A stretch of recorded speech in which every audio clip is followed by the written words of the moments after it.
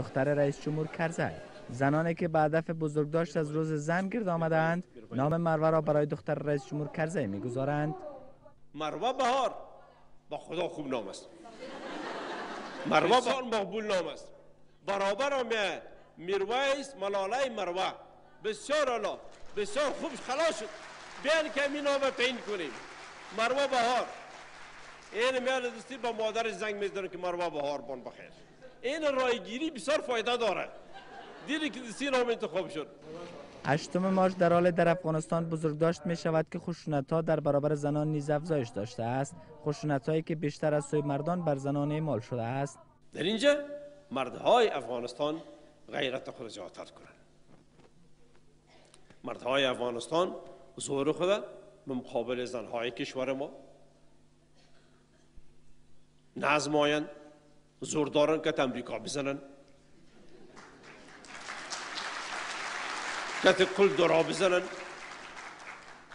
که زنها خشونت کردن زور مردها را نشان نمیده بلکه ضعفشان را نشان میده، بیچارگیشان نشان میده. رئیس جمهور کرزی رأی زنان را در انتخابات پیشرو با اهمیت می‌داند و باور دارد رأی زنان است که رئیس جمهور آینده را تعیین می‌کند. رئیس جمهوری که میخواهد کامیاب شود مطمئنا میدونه که کاندیدا صاحبا که برای زنهای افغانستان با آسانی به کامیابی رسیده میتونن. در انتخابات گذشته ما 2009 اگر رای زنها در انتخابات من نمی بود خارجات چاره مرا کرده بودن. رای زنها بود که کامیاب شد. در کابل در شهرهای بزرگ اینا آمدن و رای دادن و ما کامیاب شدیم. مردا یگانتاش معامله کردن ترسیدن رای ندادن.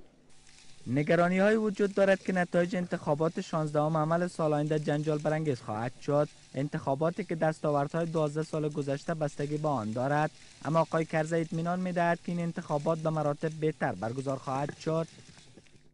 انتخابات خوب میشه و بسیار خوب میشه. مردم میبرند در سراسر کشور رای میتن به کاندید دلخواه خود. یکی از این کاندیدایی که امروز به مقابلتان قرار دارند و کمپین رای خود میکنن انتخاب میشه و او رئیس جمهور ما و شما میشه. ما انشالله تعالی یک ماه یک ماه بعد صاحب یک رئیس جمهور نوی میشیم و بدون شک رئیس جمهور جدید افغانستان و حکومتش از حکومت مکره و از دوره مکره خدمت بهتری به این کشور کرده میتونه، چون تهدابهای بهتر را به اختیار داره، حالت بهتر به اختیار داره. پس همه مردم افغانستان باید برایم بیرون رای بتیم برای جمهور نو و زود یک رئیس جمهور بیاریم که ما بیغم شم زود برم خانه بشم.